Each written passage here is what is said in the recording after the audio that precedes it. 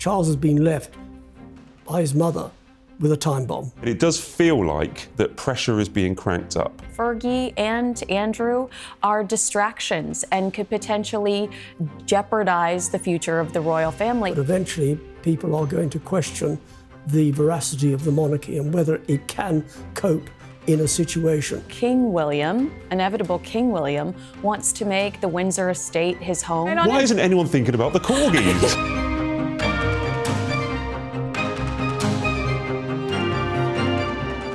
Welcome to Royal Exclusive on our brand new Royal Exclusive YouTube channel. Remember to subscribe so you never miss an episode. This week, the siege of Royal Lodge looks to be in its final battle, but who will live where and why?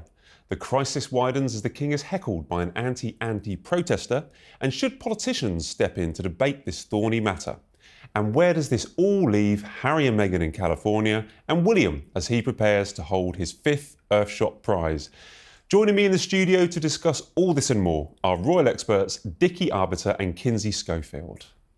What a team, guys. Thanks very much for coming. I'm assuming, Kinsey, we've paid for your business flight over from Hollywood, and Dickie, we got you a tube ticket on the Jubilee line to come here today. You got me a business seat on the district line. Perfect, district line.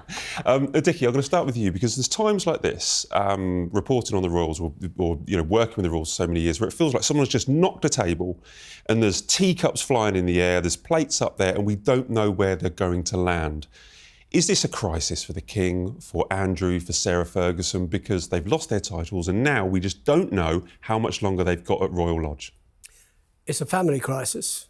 There have been family crises before, but probably nothing as bad as this, because not forgetting we've got Harry and Meghan, which is all part of the family. But it is a family crisis, and it's one of those that only the family can solve. It's no good politicians saying, well, we've got to debate this. What are they going to debate? What are they going to waste time in Parliament on? No, this is something that the family has got to solve, about Andrew's accommodation. What happens to Fergie? Well, Fergie's an individual. She's got to find her own accommodation, unless Andrew wants her to cohabit again. If that being the case, then they can both go to Frogmore Cottage. I think this whole nonsense about suggesting that he's in no position to demand 2 houses. What planet is he on? Quite frankly, he needs to move out, move into Frogmore Cottage, take Fergie with him, and just leave it at that. Well, this is something we've written on extensively this week. So there's been advanced talks, Kinsey, for months, we believe, actually.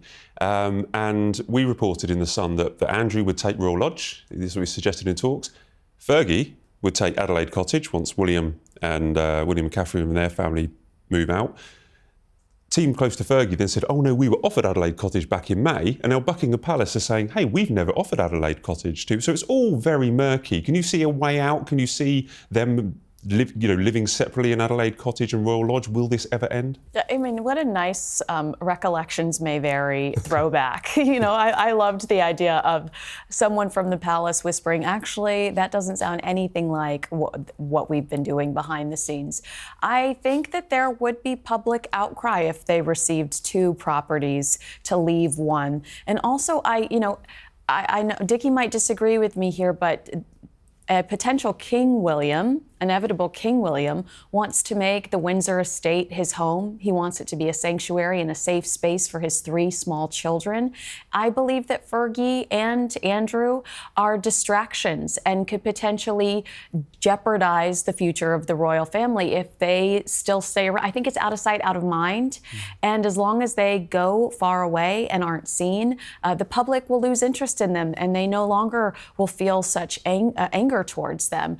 But if people are catching Andrew around Windsor on a horse and they just feel like he's sitting around playing video games and not contributing, there will continue to be this anger and people wanting to hold him accountable. I mean, it doesn't actually sound a bad life, that, sitting in a 31-room mansion with servants playing video games the whole time. I mean, I dreamed of that life when I was in my teens. Pretty good life. Mind you, it's a pretty boring life as well. Just as a rider to what Kinsey was saying, and you said about allegedly Fergie was offered Adelaide Cottage quite some time ago. Adelaide Cottage wasn't on offer because William and Catherine and family were living there. It's only more recently that they decided to move into Forest Lodge. So that, I think, is completely made up. Kinsey is right that he needs to disappear somewhere. I think the problem he has is that he doesn't want to be far away from his daughters. And that is another family issue. There have been Wood Farm at Sandringham suggested. There have been Glamis Castle up in Scotland. That's a bit far. Wood Farm is probably a good place to go because it is near enough to London to drive. He can't take a helicopter because he's not allowed to. So enough for him to drive or the family to drive, and enough space for Beatrice and Eugenie as a family to go and stay at Wood Farm. So that's probably the best bet. The optics to move in somewhere in Windsor are not good because, as Kinsey says, quite rightly, they will be seen. He cannot keep away from riding a horse on the Windsor estate, so he will be seen. Fergie will be seen. Yeah, I think Sandringham, don't you? Yeah, go. There are a lot of properties, what you've just highlighted there. There are dozens of empty royal houses around. We did a survey of Sun readers this week, and we asked, what should the king do? He needs a bit of help sorting out this problem. 86% of Sun readers think that Prince Andrew should be banned from living in all royal homes. 10% say the king shouldn't ban him. 3% not too sure. Fine, but 86% say that he shouldn't live in a royal house. Where could he live then? Does he have to buy a house? Is he living in a council estate and in somewhere? Or what? You have a problem because whether we like it or not, there is a security issue. And wherever Andrew goes, if he goes to the Sandringham estate, it is secure because the Norfolk police have a sort of cordon sanitaire around it. If he goes into a council estate or down Frogmore Road or wherever, there is a question of security and keeping people away. So it has to be somewhere on a royal estate, preferably further away if possible. No, to play devil's advocate here, though, Prince Harry would be raising his hand right now and say, why does Andrew get security? Why are we concerned about Andrew's security and not about mine? Not that I feel that way, but I feel like that's an argument that Harry and Meghan would pursue. I don't think it's a security about somebody getting at him, but it's just the interest on them being there and people rubbernecking to go and see if they can see them. It's more than that as well, because it's a really interesting point. I hate looking at things from Harry's point of view because it is a very far away point of view and a complicated point of view. But Sarah Ferguson, a divorcee, has been living, with Andrew at Royal Lodge for many, many years, supporting each other. Does she deserve a royal property? As it appears, we're being told that Adelaide Cottage is in some way in the mix. No. Well, she's going to need money. The pair of them are going to need money.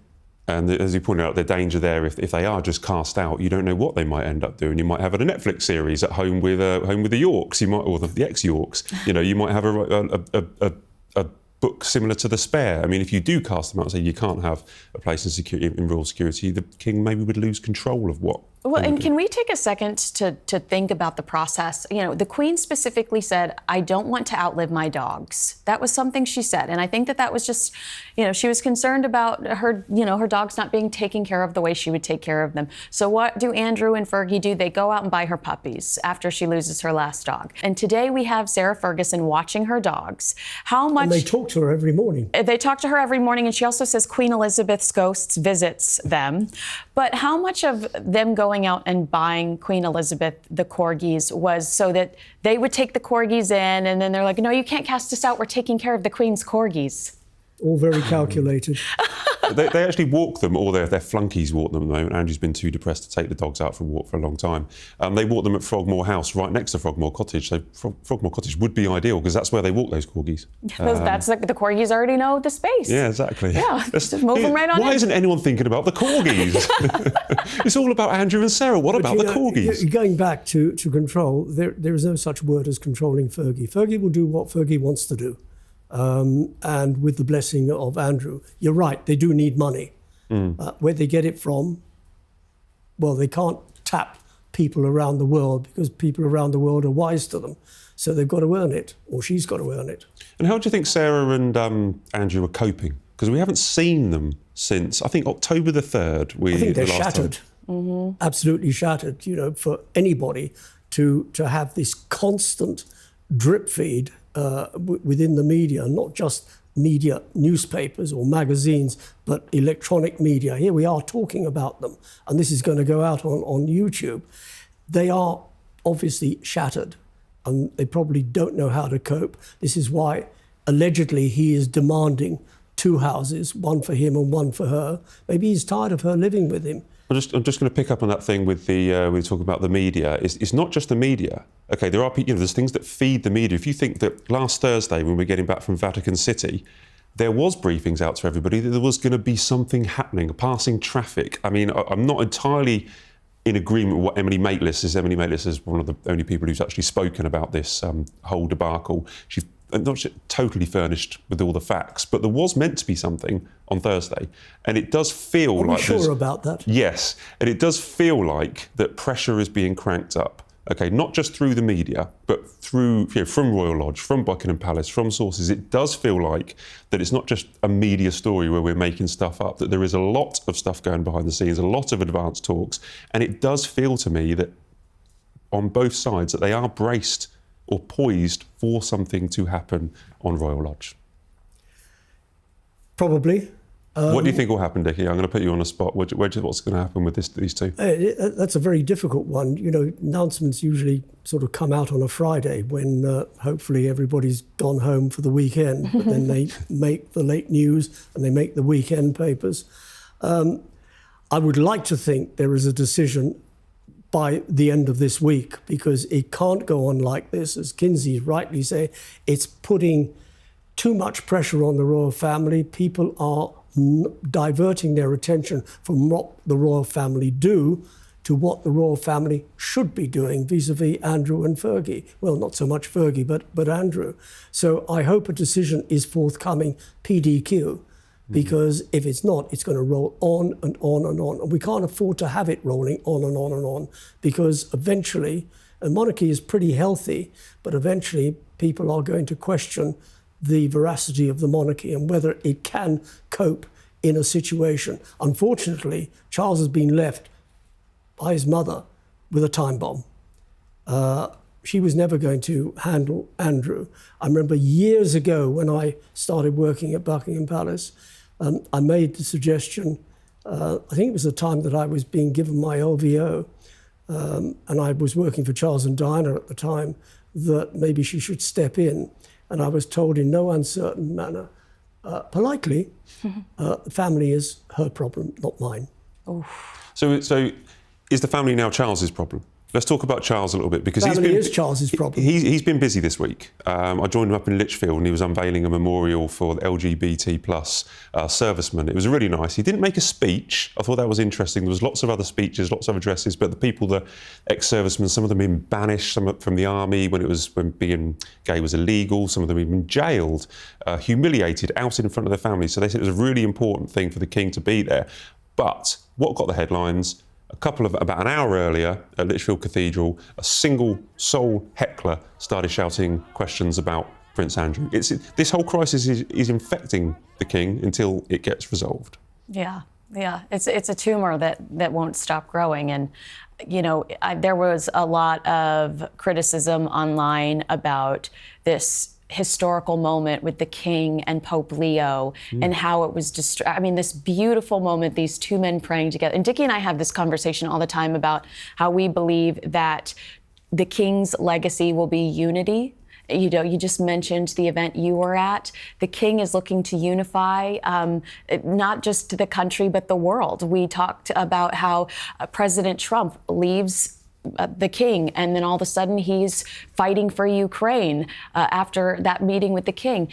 And it's going to be hard for the King to maintain this legacy pursuit with all of the background noise. And again, Prince Andrew is such a negative distraction, and he is the antithesis of King Charles, but you are who you associate with. So when we see pictures of Andrew and Harvey Weinstein, pictures of Andrew and Jeffrey Epstein, and then the contrast of the last time we see him standing next to Prince William, it's incredibly jarring. So you're right, it's a problem that we've got to nip in the bud sooner than later. And the other thing is that it is a family issue. Fortunately, the King has the support of William, but William is not head of the family. Charles is head of the family, and only he can deal with it, Yeah. with William's support. Do you think, Kinsey was touching on it there, and we spoke about it the last couple of weeks as well, do you think that I'm calling it a crisis with Andrew at the moment. It really is. It's on the front page for literally 3 weeks now. It is a crisis with Andy and his titles and Royal Lodge. Do you think it is reflecting badly on the royal family? Do you think it's going to damage Charles's legacy? Do you think that, you pointed out earlier, that it could really turn public opinion against the royal family, specifically this Andrew crisis? I don't think it is going to put the royal family in crisis in terms of what it does and what it is. Charles is the head of state. He is supported by 5 other members of the family, the Waleses, the Edinburghs, and the Princess Royal. I don't think that is affected, but it is a family issue, and what we don't want is the family issue to overtake the work that the monarchy as an institution does. At the moment, it is still under what the monarchy does, but the longer it takes to resolve, the harder it becomes to not put the two of them together. And therefore, it has to be resolved as soon as possible.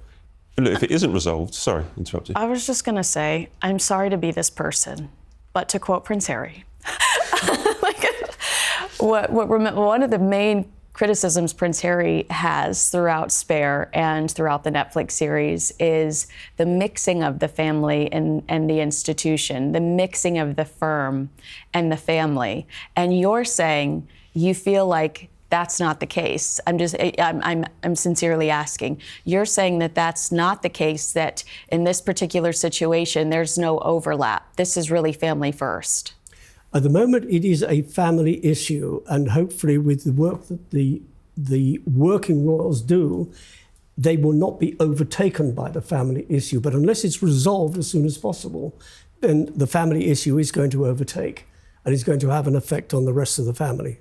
Okay. Well, this brings me into this ridiculous debate where some politicians believe that they should be debating Prince Andrew and Royal Lodge in Parliament. If it gets to that stage, and just talk about select committees where they can compel a witness such as Prince Andrew or Sarah Ferguson to come and justify themselves in front of a committee of politicians, if that happens, the King will lose control. It's no longer a family issue. It's now a matter of our elected representatives. I'm not terribly sure why politicians should be involved in Royal Lodge. Let's look at Royal Lodge in context with Prince Andrew. He signed a lease for 75 years. He paid £7.5 million to renovate Royal Lodge and £1 million for the lease. Now, the deal was obviously agreed between him and the Crown Estate. The Crown Estate would have said, well, no, we'll renovate it, but you will pay rent. So you will pay a monthly rent or an annual rent, which would be not dissimilar to what he's paid now. It is a legally binding lease.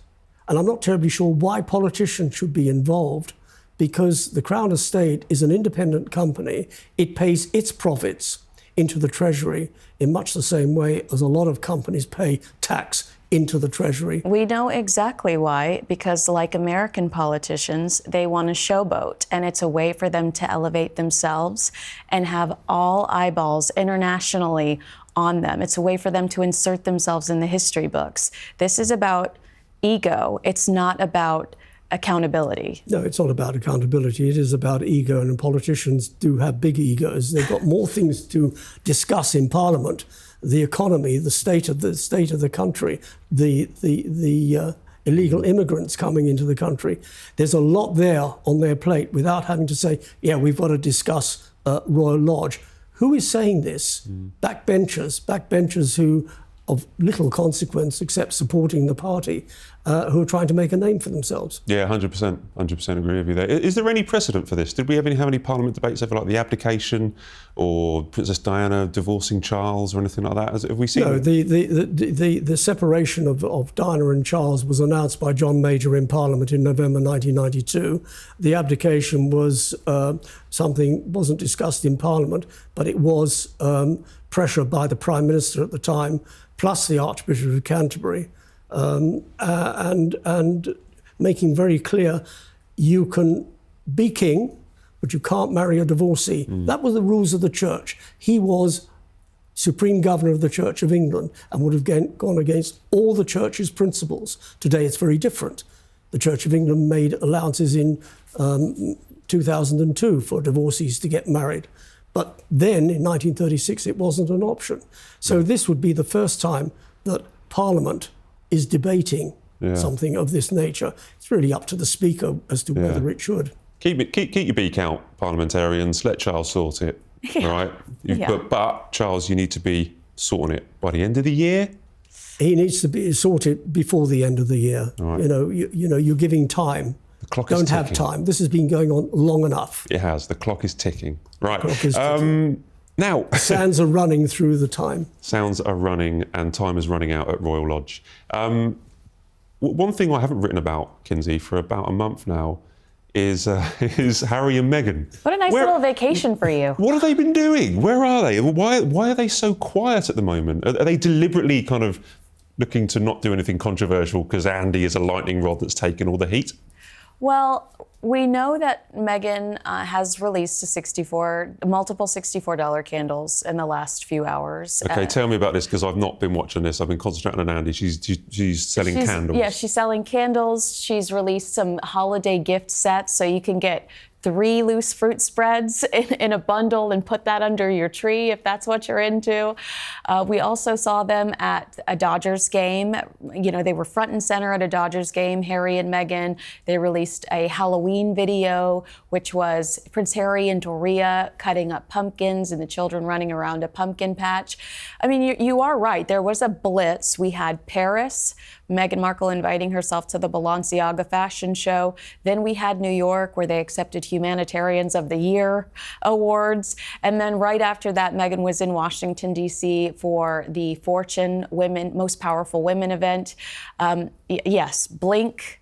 And then we started to get a little bit of a tease from Meghan, save the date, October 28th. And she released some new items on As Ever, which will probably coincide with her November release of With Love, Meghan, the Christmas special, the holiday special on Netflix. Can't wait. I know. Wait, bated breath. How's it going over there for them at the moment? You know, I say you come over here from Hollywood. I mean, what's the feeling? Please tell us, because we're just here in London reading reports from California. But how do people feel about Harry and Meghan? Are they still interested in America? Are they still watching in horror, or are they? There's a sense of desperation. I mean, 2025 technically has not been a great year for the couple. Senabale, I think, is a huge stain on Prince Harry, the way that's unfolded. African Parks Charity, we learned through Sherry Blair's firm that they did find violations. They did find that there were assaults in some of the cases where there were accusations, but Sherry Blair, her team was informed by African Parks that she could not share those specific results with us. So that's 2 of Prince Harry's charities that are in jeopardy. He also recently lost a dear friend who used to be his communications director, who was on the board of Invictus. That person just stepped down. Meghan just lost her 10th publicist, who she'd stolen from Netflix. That was a great coup. They said, she was only here on a temporary basis to help us navigate With Love, Meghan. Well, does that mean With Love, Meghan is over?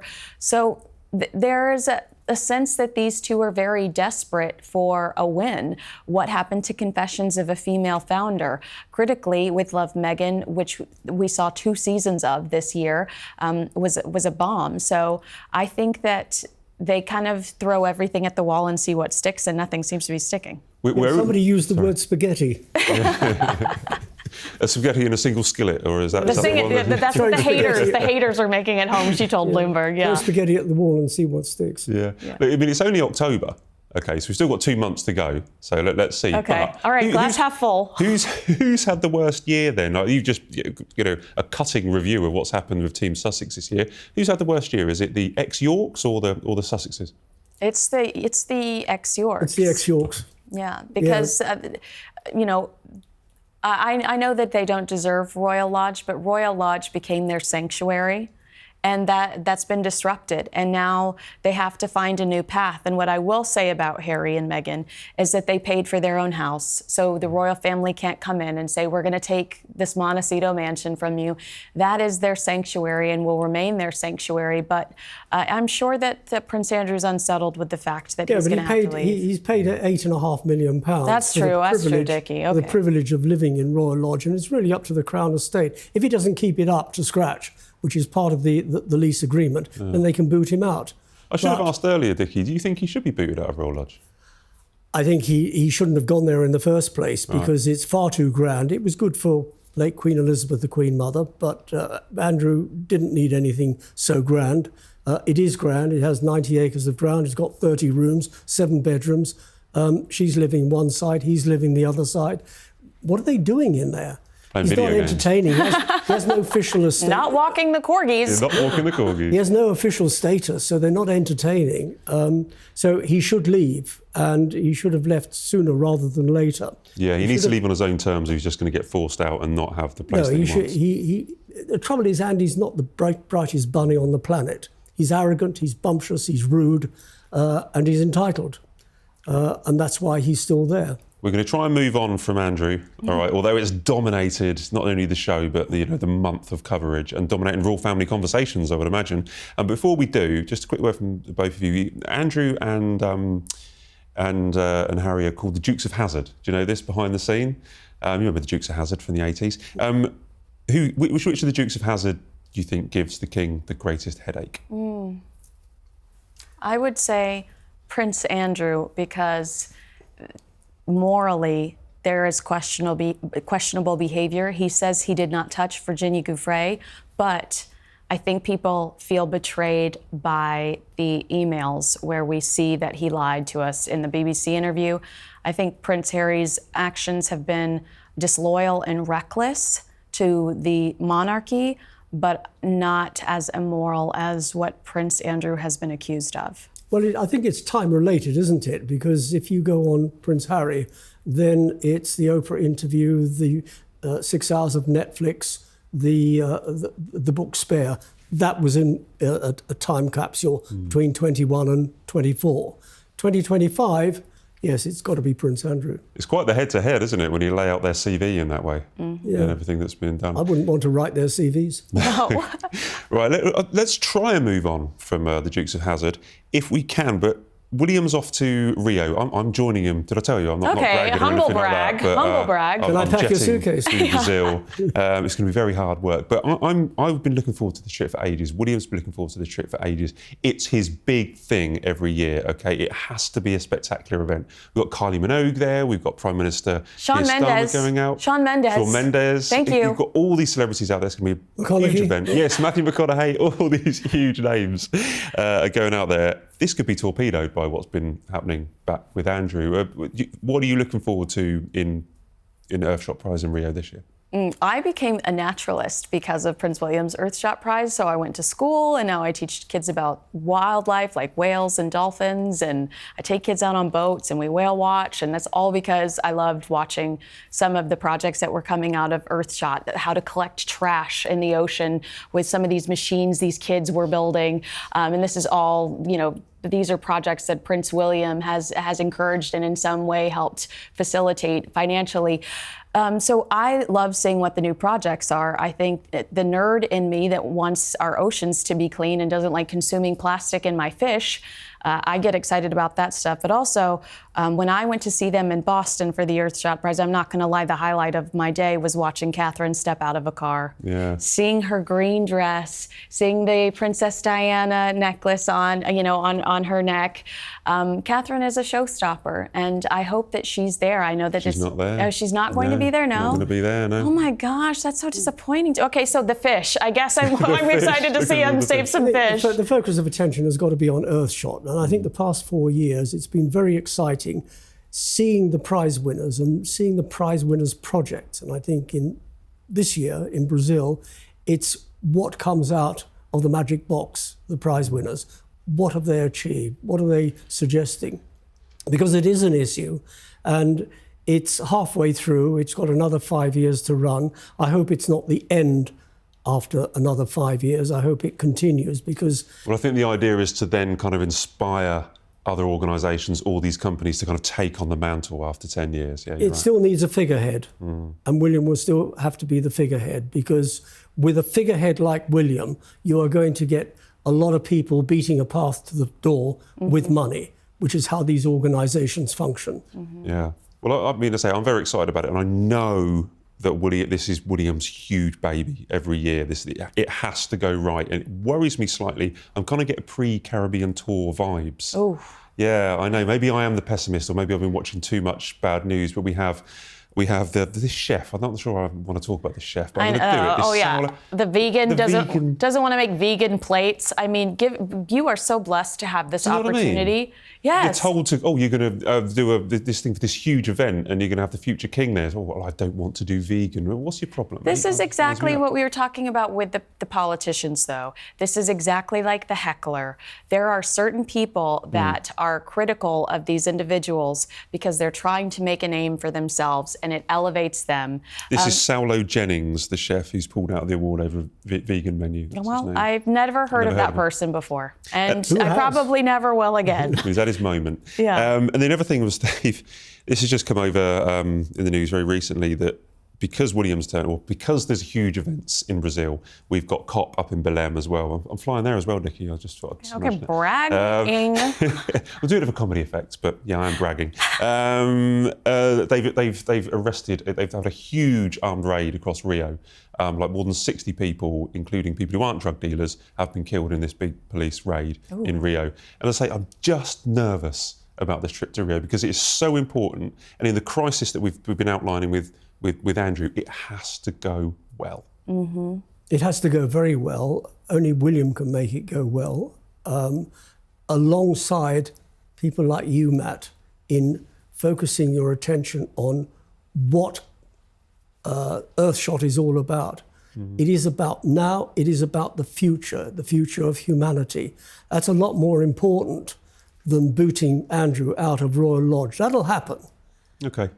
But the future of humanity is dependent on something like Earthshot and everything else around it, and COP, of course. Well said. I'll do my best next week when I'm out there, unless anything dramatic happens. Persuade your colleagues to do exactly the same. Exactly. And I'm just going to throw this prediction out there. Whenever there's something important for Prince William, Meghan Markle and Prince Harry seem to have a new announcement or something. Will it be the Christmas special? Will she do media for the Christmas special and mention things like healing, like she did in Washington, D.C., how she needed to heal after she was a member of the royal family?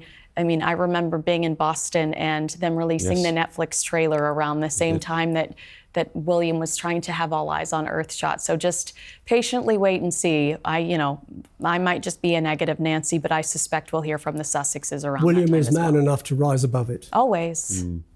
Well, let's wait and see. We'll have plenty to talk about next week. But before we go, we've just got time for our traditional quickfire questions. Now, I haven't told the producers this, but I'm changing this a little bit. I've got a new idea. All right, so let's see how it goes. Okay, if you say the same answer as I'm thinking, I'll give you a point.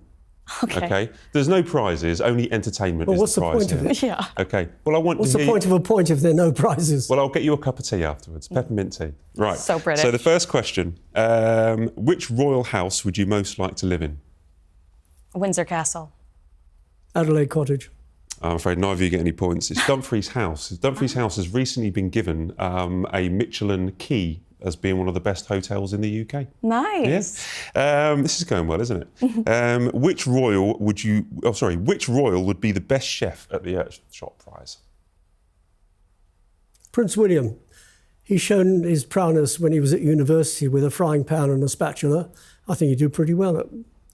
I think Catherine is so cute in the kitchen with her children when they were making cookies. We've seen some of that on social media, pictures of Catherine and the kids in the kitchen. So I'll say Princess Catherine. I think you got a point. I think the point was Meghan Markle because I wanted to see flower sprinkles. That is so rude. Flower sprinkles. Okay, right. Final. Vegan flower sprinkles. You've got to get a point here. Right. Okay. Which royal would you least or most? So you've got two options. Which royal would you least or most like knocking on your door for trick or treat on Halloween? Well, most is Prince William. Hey. Most is Princess Royal. Okay. Least is Meghan Markle. Yeah, I go along with that. Well, the correct answer was Prince Louis. Oh my gosh, how cute! Yes, I would Imagine love Prince that. Louis turning up trick or treat. So I adorable. think that's a bit unfair. I mean, you should have made clear right at the very beginning, working royals rather than children. Wow. However, You've been challenged. It's I your write show. the questions, I set the rules, Dickie. All right? But thanks very much for coming on. We've been through loads today. The time's just gone past so quickly. And you'll have to come back when we can afford your business class flight back from Los Angeles in the future. Can you afford my business seat in District Line? 100%, yes. So sweet. Thank you for having us. Great, Thank guys. you. Right, that's all we have time for on this week's Royal Exclusive. Thanks so much for watching. Please leave your comments as usual and remember to subscribe to us here on our new Royal Exclusive YouTube channel for the latest royal news. We'll see you next week.